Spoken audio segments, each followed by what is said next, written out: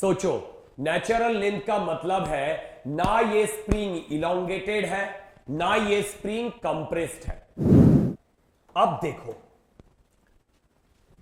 देखो पूरा चीज मैंने जो किया हो एक बार रिकैप्चुलेट कर लेते हैं।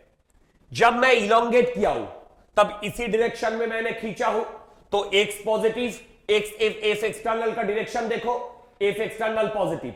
बट देखो मैंने अभी सिग्निफिकेंस ऑफ स्प्रिंग कांस्टेंट और फोर्स कांस्टेंट बोलूंगा। ये जो के हमें निकाला है यहां पे, इस के को ही हम लोग बताते हैं स्प्रिंग कांस्टेंट और फोर्स कांस्टेंट। और ये जो के है, ये के क्या सिग्निफाई करता है और किसके ऊपर डिपेंड करता है, थोड़ा बहुत इससे बारे में मुझे भी चर्चा करना पड़ेगा। तो इससे लेके जेईई मेंस में 2-3 बार सवाल पूछा भी गया है, तो आसानी है, तो तुम इससे कर पाओगे।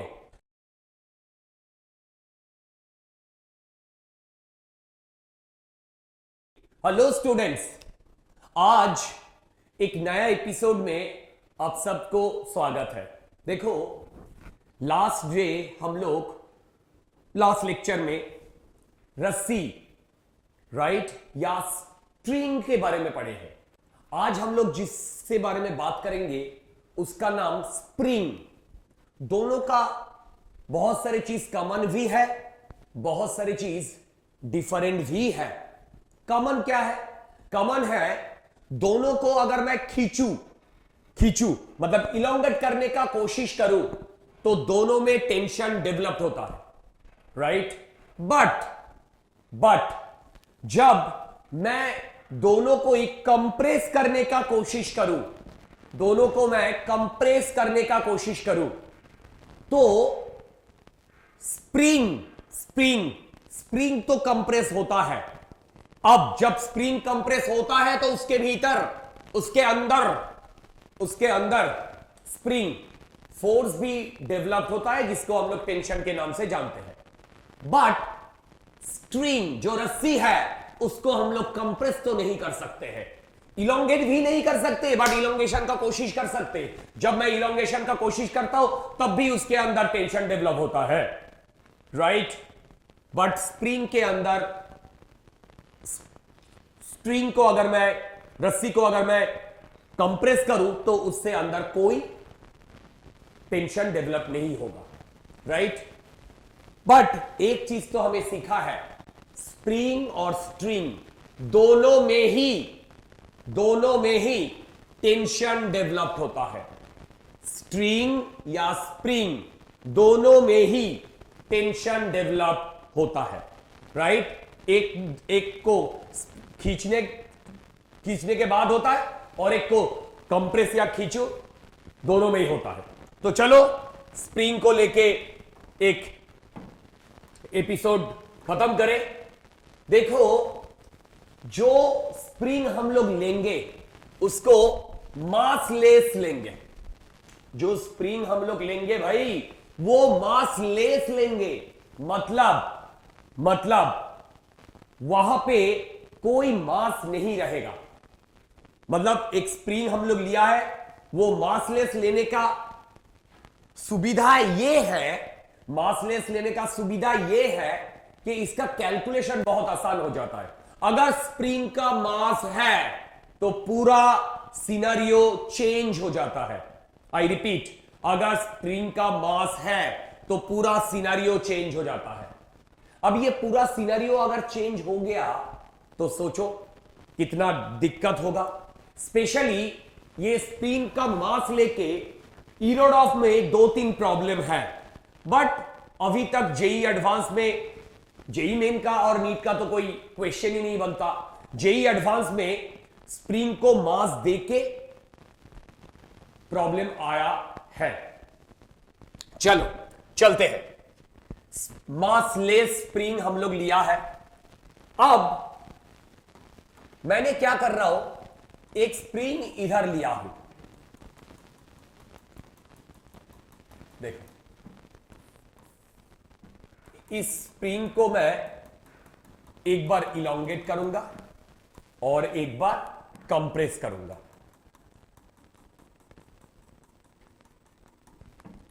देखो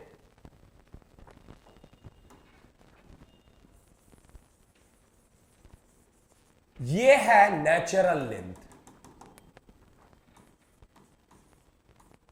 ये है नेचुरल लेंथ।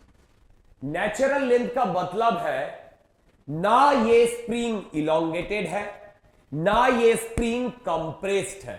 सोचो, नेचुरल लेंथ का मतलब है ना ये स्प्रिंग इलोंगेटेड है ना ये स्प्रिंग कंप्रेस्ड है।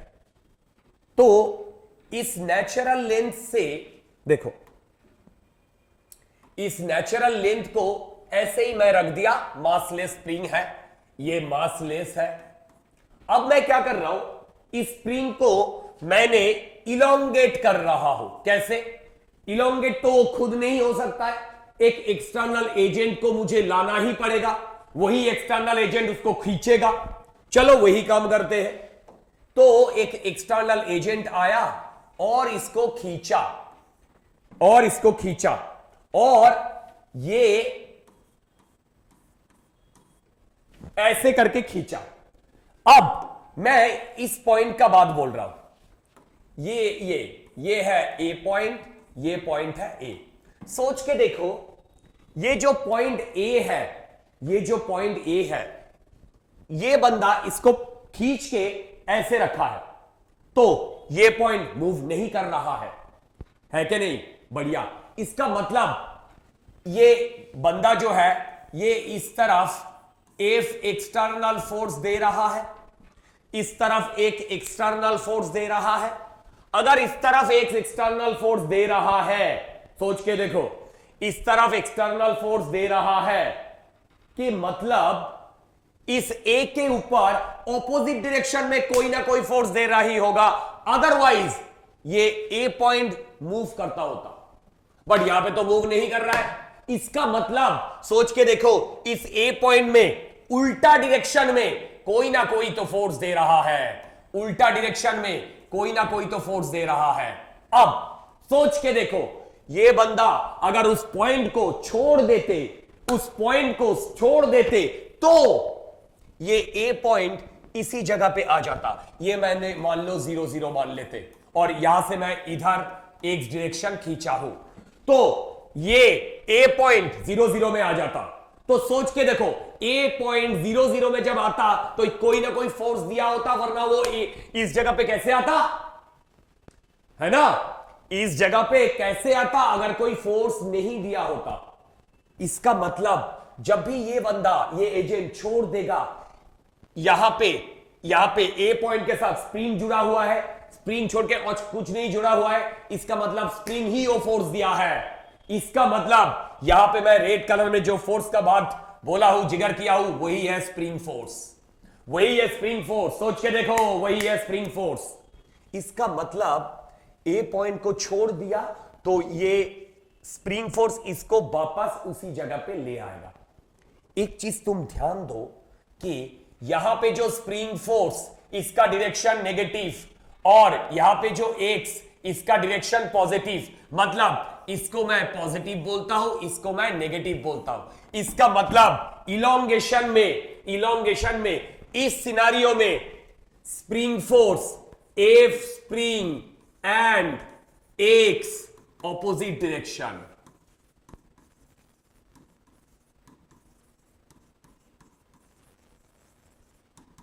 देखो, ऑपोजिट डायरेक्शन। कोई डाउट है तो पूछ सकते हो, कोई डाउट है तो पूछ सकते हो भाई। अच्छा, बहुत बढ़िया। अब इसको मैं कंप्रेस करने का कोशिश कर रहा हूं, फिर इधर आएंगे। देखो, जब मैं कंप्रेस किया तो ऐसे कंप्रेस किया, अब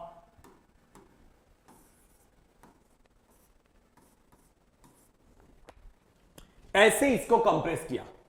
ये 0 0 को मैं नेचुरल लेंथ का पोजीशन मान लेता तो ध्यान से देखो, ये इधर एक डिस्टेंस कंप्रेस्ड है, अगर इस डायरेक्शन में है तो एक्स यहां पे नेगेटिव है, करेक्ट। दूसरा चीज यहां पे एफ एक्सटर्नल जो है वो इधर फोर्स दिया है। अब ये जो स्प्रिंग वो तो इधर फोर्स दिया है, वरना ये ए पॉइंट तो मूव करता होता, बट मूव तो नहीं कर रहा है।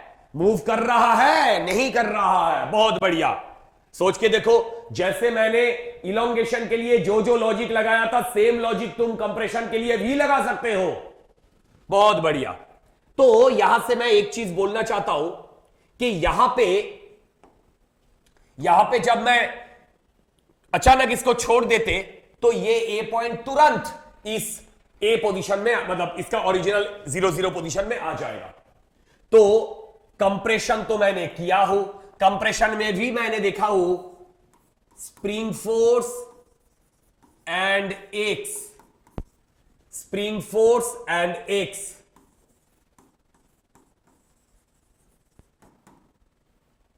ऑपोजिट डायरेक्शन, स्प्रिंग फोर्स और F opposite direction. Okays okays, बहुत बढ़िया। अब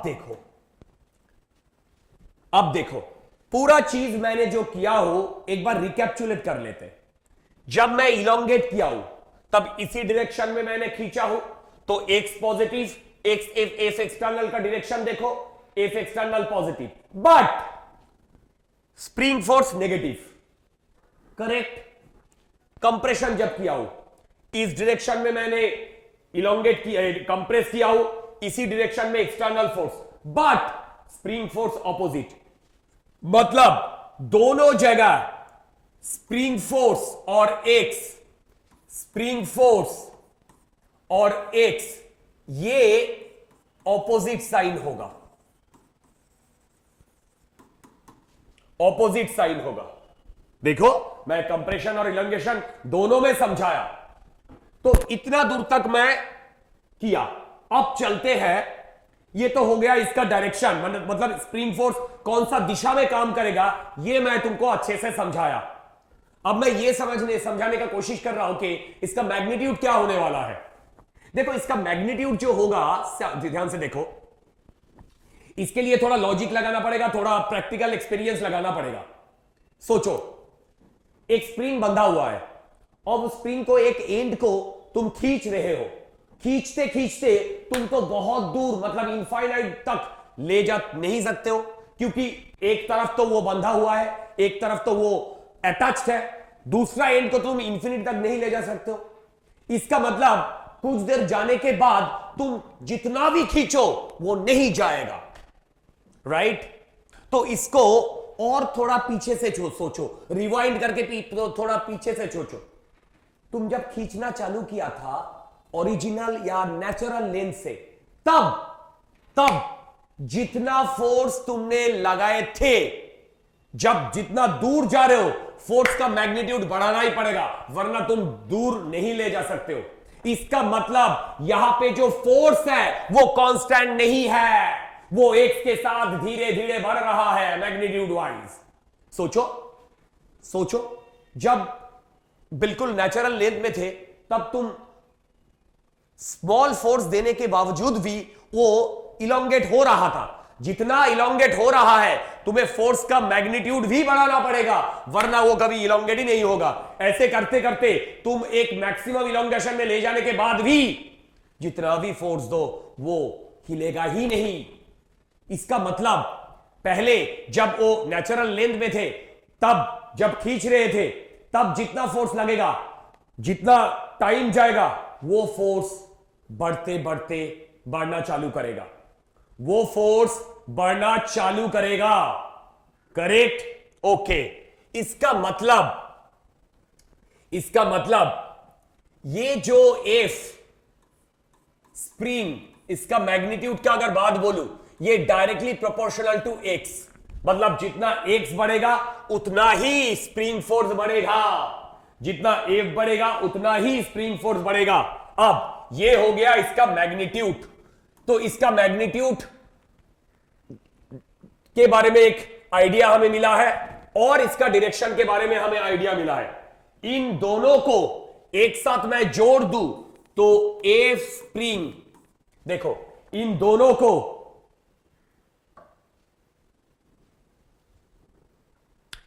F spring equal to no F spring directly proportional to minus k into x. X तो मैं मैग्नीट्यूड ले लिया हूं, और देखो एक्स तो मैं मैग्नीट्यूड से लिया हूं, और डायरेक्शन कहां से लिया हूं? माइनस साइन से। एक्चुअली मैंने यहां पे थोड़ा गलत कर दिया हूं। SP is directly proportional to minus x. देखो ये एक्स मैं यहां से लिया हूं, और ये ऑपोजिट साइन से माइनस लिया हूं। अब ये इक्वल टू, इसको अगर मैं इक्वल टू साइन दूं तो F x P equal to minus k x, ये हो गया हमारा स्प्रिंग फोर्स का। देखो ये हो गया हमारा स्प्रिंग फोर्स का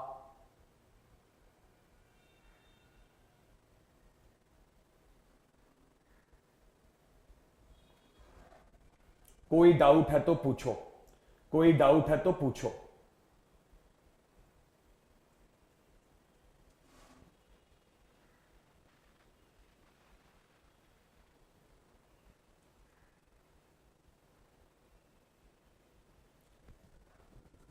ओके, बहुत बढ़िया बहुत बढ़िया। तो ये हो गया मेरा स्प्रिंग फोर्स का एक्चुअल क्या बोलते एक्सप्रेशन। माइनस साइन इंडिकेट करता है जिस डायरेक्शन में तुम खींच रहे हो, डायरेक्शन मतलब डिस्प्लेसमेंट नेचुरल लेंथ से, उसका ऑपोजिट डायरेक्शन में फोर्स लगेगा, उसका ऑपोजिट डायरेक्शन में फोर्स लगेगा, है क्या नहीं? बहुत बढ़िया बहुत बढ़िया। अच्छा चलो चलो चलो चलो चलो चलो, ये तो समझ में आ गया। अब इसका एक ग्राफ ड्रॉ कर लेते। तो फाइनली हमें क्या मिला है? हमें मिला है ये। अब देखो मैं एक ग्राफ ड्रॉ करने का कोशिश कर रहा हूं। इसमें मैं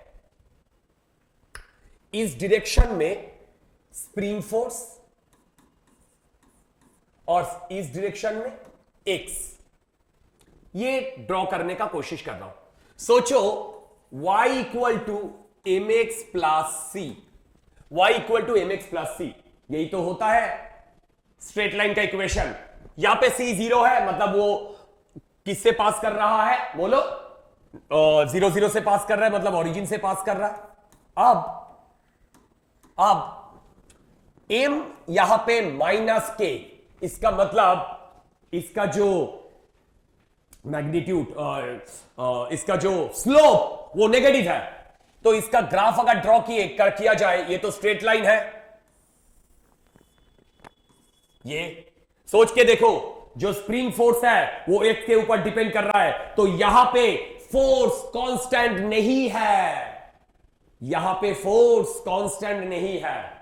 बहुत बढ़िया बहुत बढ़िया। अब एक्स पॉजिटिव है, मतलब इलोंगेशन, एक्स नेगेटिव है, मतलब कंप्रेशन।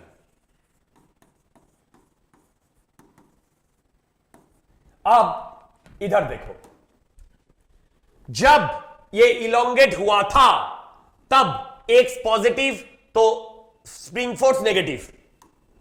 जब इलोंगेट हुआ था तब एक्स पॉजिटिव, यहां पे ये axis negative, correct.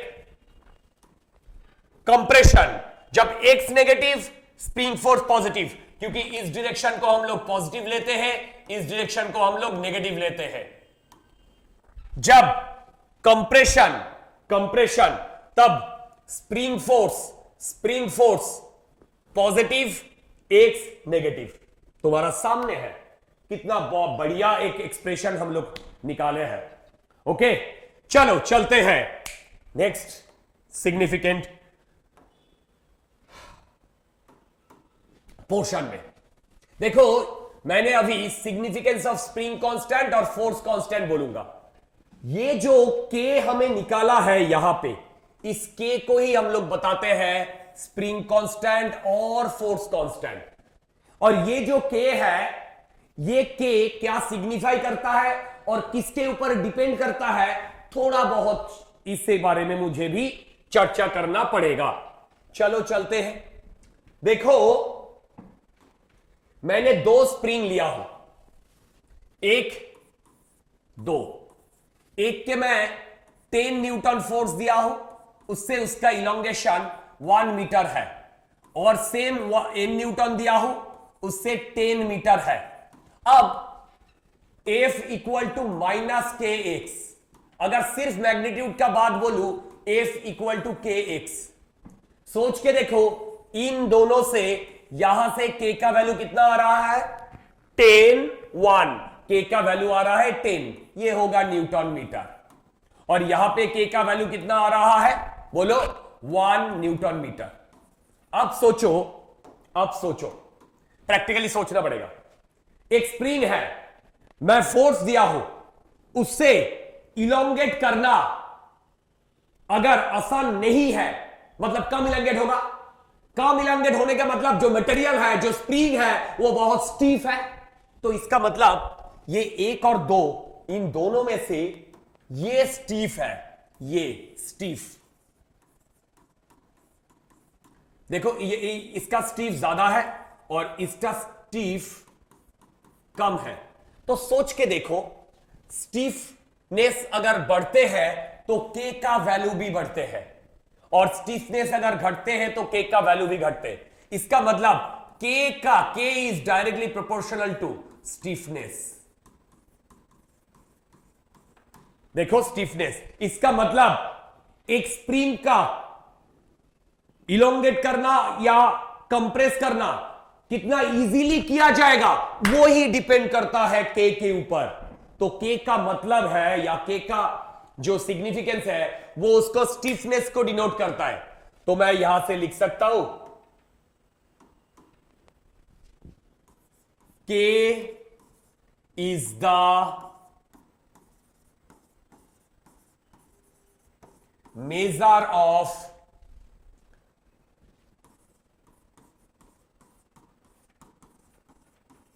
Stiffness of A spring. बहुत बढ़िया।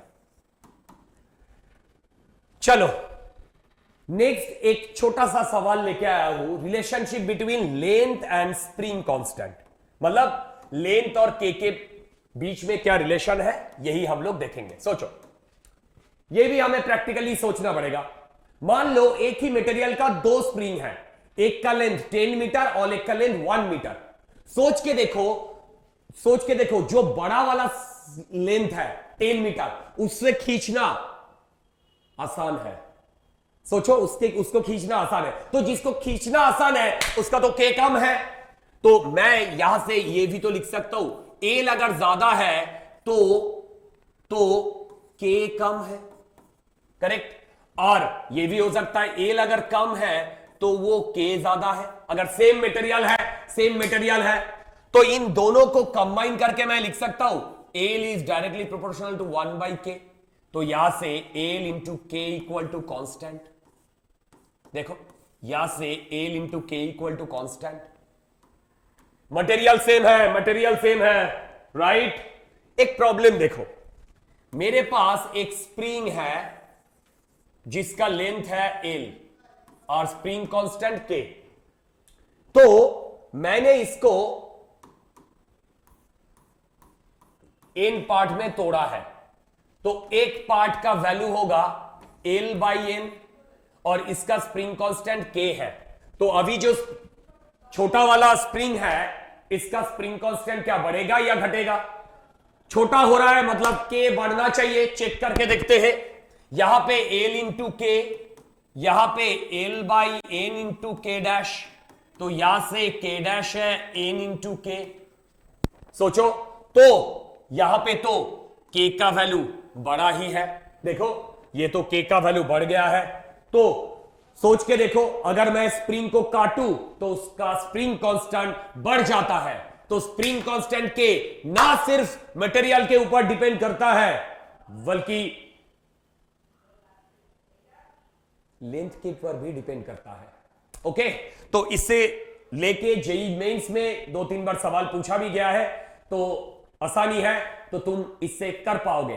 तो आज का एपिसोड में हम लोग स्प्रिंग के बारे में बहुत कुछ सीखा हो। पहला जो चीज सीखा हो, ये जो स्प्रिंग फोर्स है जो उसके अंदर डेवलप हो रहा है वो कांस्टेंट नहीं है, वो एक वेरिएबल फोर्स है, और यही वेरिएबल फोर्स बाद में बहुत जगह काम आएगा। चलो आज का एपिसोड इतना ही दूर तक।